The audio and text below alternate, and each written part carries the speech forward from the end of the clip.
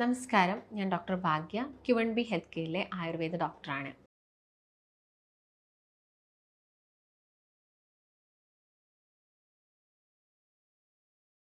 നല്ലൊരു ഉറക്കം അല്ലെങ്കിൽ പ്രോപ്പറായിട്ടുള്ളൊരു ഉറക്കം കിട്ടാത്ത ഒരുപാട് ആളുകളുണ്ട്. ഇന്നത്തെ ഒരു ജനറേഷനൊക്കെ എടുത്ത് നോക്കുകയാണെങ്കിൽ അവർ പ്രോപ്പറായിട്ടൊരു സമയത്ത് കിടന്നുറങ്ങാറേ ഇല്ല. അല്ലെങ്കിൽ അവർ പോയി കിടന്നാലും അവരുടെ കൂടുതൽ സമയം അവർ സ്പെൻഡ് ചെയ്യുന്നത് അവരുടെ ഫോണുകളിലോ അല്ലെങ്കിൽ ഗാഡ്ജറ്റ്സുകളിലോ ഒക്കെ ആയിരിക്കാം. ഇതിൻ്റെ ഭാഗമായിട്ടൊക്കെ ഒരുപാട് പ്രശ്നങ്ങൾ ഇന്നത്തെ സമൂഹത്തിനുണ്ട്.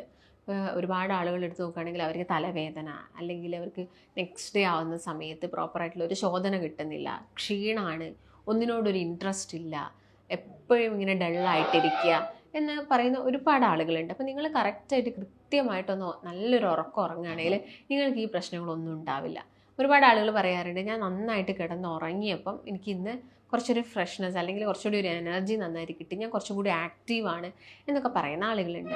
അപ്പോൾ ചില മെഡിക്കേഷൻസ് ഒക്കെ ഒരുപാട് കാലമായിട്ട് എടുക്കുന്ന ആളുകളൊക്കെ ആണെങ്കിൽ അവർക്ക് ഈ ഉറക്കത്തിലൊക്കെ ഇംപ്രോപ്പറായിട്ട് മാറാറുണ്ട്.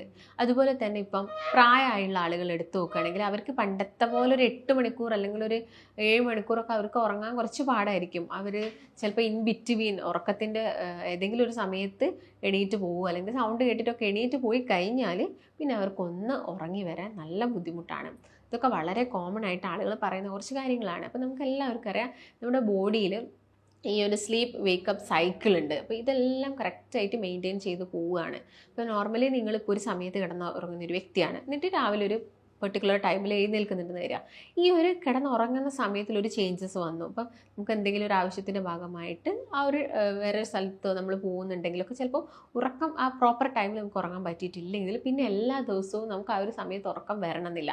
അല്ലെങ്കിൽ നമ്മുടെ ബോഡിക്ക് അമിതമായിട്ടുള്ള ക്ഷീണമോ നമുക്ക് ആ ജോലീൻ്റെ ഭാഗമായിട്ടൊക്കെ നമ്മൾ കിടന്നുറങ്ങണം. ഇല്ലെങ്കിൽ നമുക്ക് ആ ഒരു ടൈമിൽ അവിടെ വീണ്ടും ചേഞ്ചസ് വന്നു. അതാണ് ആ ഒരു സിർക്കാഡിയൻ ഋതത്തിലും കാര്യത്തിലെല്ലാം തന്നെ എന്തായി ചേഞ്ചസ് വന്നു. ആ ഒരു ബയോളജിക്കൽ ക്ലോക്കിൽ തന്നെ മാറ്റം വന്നതുകൊണ്ട് നമുക്ക് ആ പ്രോപ്പറായിട്ടുള്ള ആ ഒരു സമയത്തിൽ തന്നെ നമുക്ക് കിടന്നുറങ്ങാൻ പറ്റിയെന്ന് വരില്ല. ചില ആളുകൾ പറയാറുണ്ട്, രാത്രി ഉറക്കമേ വരാറില്ല, ഞാൻ ഈ ഒരു പുലർച്ചെ നേരത്തൊക്കെയാണ് കിടന്നുറങ്ങുന്നത് എന്ന്. അപ്പം അവരിലൊക്കെ ഒരുപാട് പ്രോബ്ലംസ് ആണ് വരുന്നത്. രാവിലെ എഴുന്നേൽക്കുന്ന സമയത്ത് അവർക്ക് ഈ ഒരു മോഷൻ്റെ പ്രോബ്ലം വല്ലാതെ നിൽക്കും. എല്ലാ ദിവസവും നമ്മൾ രാവിലെ തന്നെ നമ്മൾ ക്ലിയർ ആയിട്ട് ആ ഒരു മോഷൻ അല്ലെങ്കിൽ ഒരു ശോധന നടന്നിട്ടുണ്ടെങ്കിൽ എന്തായിരിക്കും, നമുക്ക് ആ ഒരു ദിവസം ഫുഡ് കഴിക്കാനും അല്ലെങ്കിൽ നമ്മൾ കുറച്ചും കൂടി ആയിട്ട് ആക്റ്റീവായിട്ട് നിൽക്കാനൊക്കെ നന്നായിരിക്കും. പക്ഷേ ഈ പ്രോപ്പറായിട്ട് ശോധന ഇല്ലെങ്കിൽ നമുക്ക് ആ ഒരു ദിവസം കംപ്ലീറ്റ് നമ്മൾ മൂഡ് ഔട്ട് പോലെ ആയിരിക്കും, ഒരു സുഖം കിട്ടുന്നില്ല, നമുക്കൊന്നും പറ്റാത്തൊരു അവസ്ഥയിലോട്ടൊക്കെ പോകാറുണ്ട്. അപ്പോൾ നിങ്ങൾ എന്ത് ചെയ്യുക, കിടന്നുറങ്ങുന്നുണ്ടെങ്കിൽ ഒരു 7 മുതൽ 8 മണിക്കൂർ വരെ നിങ്ങൾക്ക് കിടന്നുറങ്ങാവുന്നതാണ്. ചിലപ്പോൾ പ്രായമാവുന്ന ആളുകളിൽ അത് ഒരു 6 to 7 hours പോകും. അത് നോർമലി ആയിട്ടുള്ള കാര്യങ്ങളാണ്. അതിൽ നമ്മൾ ഓവർ വെറീഡ് ആവുന്ന ആവശ്യമൊന്നുമില്ല. കാരണം ഞാൻ 40 വയസ്സിൽ ഞാൻ 8 മണിക്കൂർ കിടന്നുറങ്ങി, ഒരു 50 എത്തിയപ്പോഴത്തേക്ക് ഞാനിപ്പോൾ ഒരു 6 മണിക്കൂറൊക്കെ ഉറങ്ങുന്നുള്ളൂ എന്ന് പറയുന്നത് നോർമലായിട്ടുള്ള കാര്യമാണ്. അതിൽ നമ്മൾ ടെൻഷൻ ആവുക വെറീഡ് ആവുക ഒന്നും ആവശ്യകതയില്ല. അല്ലാത്ത ഇപ്പോൾ ചെറിയ കുട്ടികളൊക്കെ എടുത്ത് നോക്കുകയാണെങ്കിൽ ഒരു 25 വയസ്സൊക്കെ എത്തുമ്പോഴേക്കും അവർക്ക് ഈ ഉറക്കം കിട്ടുന്നില്ല, അവർ ഈ 12 മണിക്ക് ശേഷം മാത്രമാണ് ഉറങ്ങുന്നത്. ഇങ്ങനെയുള്ള കുറേ കാര്യങ്ങൾ നമ്മൾ കേൾക്കാറുണ്ട്. അപ്പോൾ നിങ്ങൾ എന്ത് ചെയ്യുക, നിങ്ങളെ സ്ലീപ്പ് സൈക്കിൾ വളരെ ഫിക്സ്ഡ് ആക്കി വെക്കാൻ നോക്കുക. അതായത് നിങ്ങൾ രാത്രി ഇപ്പോൾ ഒരു 10 മണിക്ക് ഉറങ്ങുന്നുണ്ടെങ്കിൽ ഒരു 8 മണിക്കൂർ നിങ്ങൾ ഉറങ്ങുക. പിന്നെ ഒരു 6 മണീൻ്റെ മുൻപൊക്കെ ആയിട്ട് നിങ്ങൾ എന്ത് ചെയ്യുക, എഴുന്നേൽക്കാൻ നോക്കുക.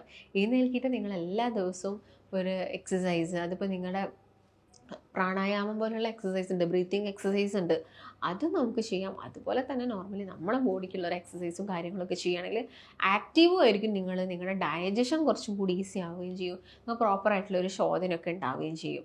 ഈ രാത്രി ഒരുപാട് സമയം ഫോണിൽ കണ്ടു കിടക്കുക, അല്ലെങ്കിൽ രാത്രിത്തെ ഭക്ഷണം തന്നെ കഴിക്കുക എത്ര മണിക്കാണ്, 10 മണിക്ക് കഴിക്കുന്ന ആളുകളുണ്ട്. അപ്പോൾ അവർക്ക് എന്താണ്, അവരുടെ ശരീരം തന്നെ അവരെല്ലാ ദിവസവും നശിപ്പിച്ചുകൊണ്ടിരിക്കുകയാണ്. ഈ 10 മണിക്കൊക്കെ ഭക്ഷണം കഴിച്ച് കഴിഞ്ഞിട്ട് ഒരു 11 മണി 12 മണിയൊക്കെ ആകുന്ന സമയത്ത് നിങ്ങൾ കിടന്നുറങ്ങും. ഈ ലേറ്റ് നൈറ്റിൽ ഫുഡ് കഴിക്കുന്ന ശീലം തന്നെ നിങ്ങൾ കംപ്ലീറ്റ് ആയിട്ട് ഒഴിവാക്കാൻ വേണ്ടിയിട്ട് നോക്കുക. നിങ്ങൾ 10 മണിക്ക് കിടന്നുറങ്ങുക. അപ്പോൾ അതിൻ്റെ ഒരു 3 മണിക്കൂർ മുൻപേ എന്ന് പറയുമ്പോൾ ഒരു 7 മണിയൊക്കെ ആകുന്ന സമയത്ത് തന്നെ നിങ്ങൾ 7 മണി 7:30 ആകുന്ന സമയത്ത് തന്നെ നിങ്ങൾ ഫുഡ് കഴിച്ചിരിക്കുക. അങ്ങനെ ആകുന്ന സമയത്ത് പ്രോപ്പറായിട്ടുള്ള ഡൈജഷനാണ് അവിടെ നടന്നുകൊണ്ടിരിക്കുന്നത്.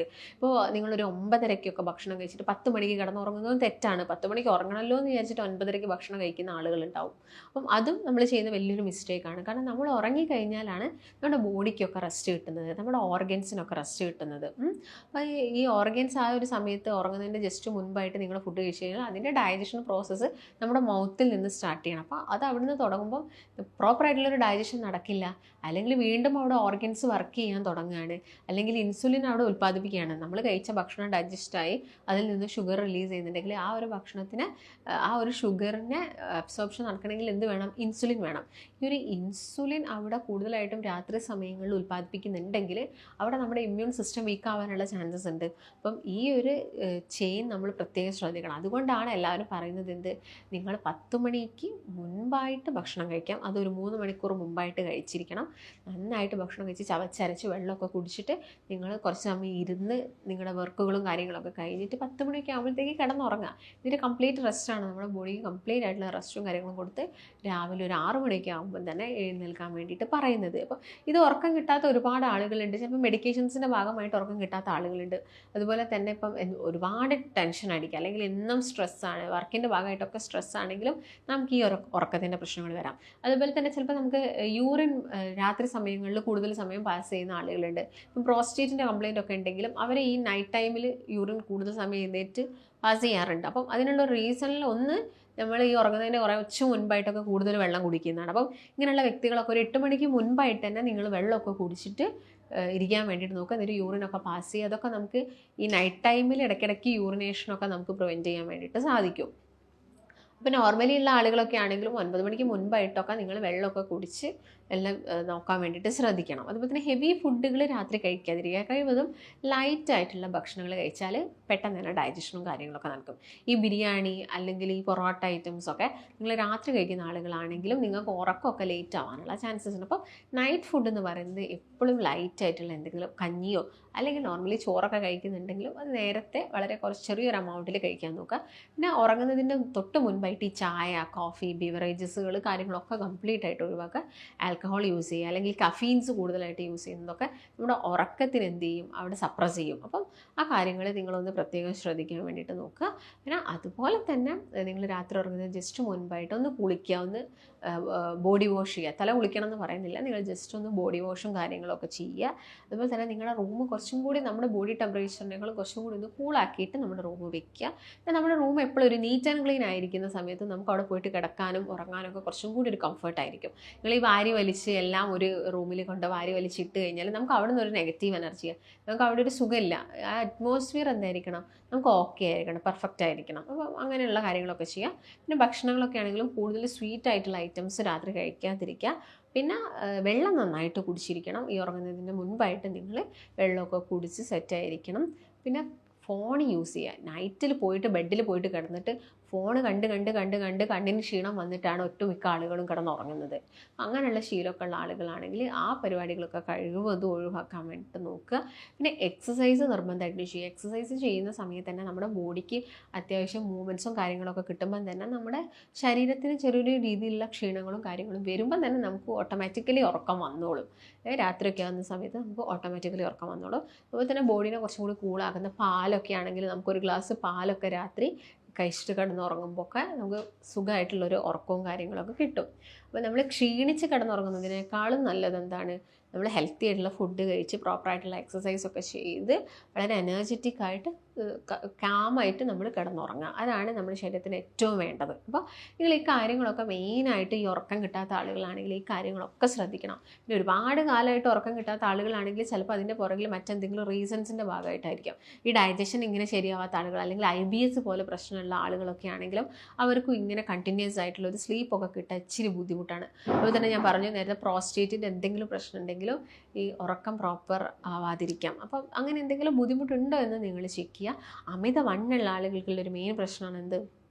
അവർ കിടന്നുറങ്ങുന്ന സമയത്ത് ഈ കൂർക്കം വലിക്കുന്നത്. ഈ കൂർക്കം വലിക്കുന്ന സമയത്ത് എന്തായിരിക്കും? അവരെ പെട്ടെന്ന് ആ ഒരു ബ്രീത്തിങ് അവിടെ പെട്ടെന്നൊന്ന് സ്റ്റോപ്പായി, ഒന്ന് ഹോൾഡായി, ഒരു ഓക്സിജൻ പെട്ടെന്ന് അവരോട് കുറയുന്നതിൻ്റെ ഭാഗമായിട്ട് അവരൊന്ന് അവിടെ സ്റ്റോപ്പാവും. കുറേ അവരിങ്ങനെ ശ്വാസം എടുത്തു അല്ലെങ്കിൽ ഇങ്ങനെ കൂർക്കം വലിച്ച് പെട്ടെന്ന് അവരങ്ങ് ഞെട്ടുമോ അങ്ങനെ ഒരു സിറ്റുവേഷൻസ് ഉണ്ടാവും.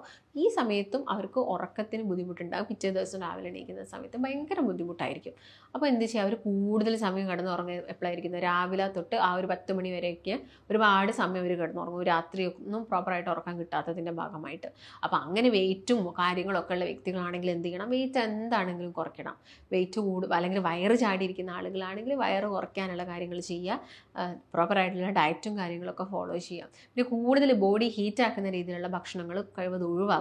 ഈ സ്പൈസസ്, അച്ചാറുകൾ, നോൺ വെജ് ഐറ്റംസൊക്കെ നിങ്ങൾ കഴിവത് ഒഴിവാക്കിയിട്ട് കുറച്ച് കൂളാക്കുന്ന ഈ പ്രോബയോട്ടിക്സും കാര്യങ്ങളും ഫ്രൂട്ട്സുകൾ ഒക്കെ നിങ്ങൾ ഉൾപ്പെടുത്തുക. ചിയാ സീഡ്സ് ഒക്കെ അല്ലേ, അതൊക്കെ നിങ്ങൾ കൂടുതലായിട്ട് നിങ്ങളുടെ ഭക്ഷണത്തിൽ ഉൾപ്പെടുത്തുക. അപ്പോൾ നന്നാരയൊക്കെ ഇട്ടിട്ടുള്ള വെള്ളം കുടിക്കുകയാണെങ്കിൽ അതൊക്കെ നമ്മുടെ ബോഡി കുറച്ചും കൂടി ഒന്ന് കൂളാക്കാൻ വേണ്ടിയിട്ട് ഹെൽപ്പ് ചെയ്യും. അപ്പോൾ ഈ കാര്യങ്ങളൊക്കെയാണ് മെയിനായിട്ടും ഉറക്കം കിട്ടാത്ത ആളുകൾ ശ്രദ്ധിക്കേണ്ടതും പാലിക്കേണ്ടതുമായിട്ടുള്ളത്.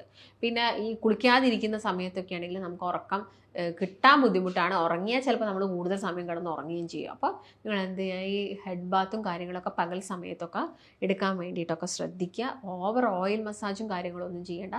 നമുക്ക് ജസ്റ്റ് രാത്രി ഉറങ്ങുന്നതിന് മുൻപ് വേണമെങ്കിൽ ഈ ചെവിയുടെ ഭാഗങ്ങളിലൊക്കെ ചെറിയ ചെറിയ മസാജൊക്കെ കൊടുക്കുന്നത് നല്ലതാണ്. പക്ഷെ കൂടുതലായിട്ടും ഓയിൽ അപ്ലൈ ചെയ്തിട്ട് കൊടുക്കേണ്ട ആവശ്യകതയൊന്നുമില്ല. അപ്പോൾ മെയിനായിട്ട് നിങ്ങൾ ഈ കാര്യങ്ങളൊക്കെ ശ്രദ്ധിക്കാം. ഇങ്ങനെ ഒരുപാട് കാലമായിട്ട് ഉറക്കം കിട്ടുന്നില്ല, ഒരുപാട് ടെൻഷനാണ്, അല്ലെങ്കിൽ മറ്റെന്തെങ്കിലും റീസൺസ് കാരണമാണ് നിങ്ങൾക്ക് ഉറക്കം കിട്ടാത്തതൊക്കെ ആണെങ്കിലും, അതുപോലെ തന്നെ നിങ്ങൾക്ക് കൺസൾട്ടേഷൻ അത്യാവശ്യമായിട്ടുള്ള ആളുകളൊക്കെ ആണെങ്കിൽ നിങ്ങൾക്ക് താഴെ കാണുന്ന നമ്പറിൽ കോൺടാക്റ്റ് ചെയ്യാവുന്നതാണ്. നമുക്ക് മറ്റൊരു നല്ല ഹെൽത്ത് ടോപ്പിക്ക് വെച്ച് വീണ്ടും കാണാം. നന്ദി.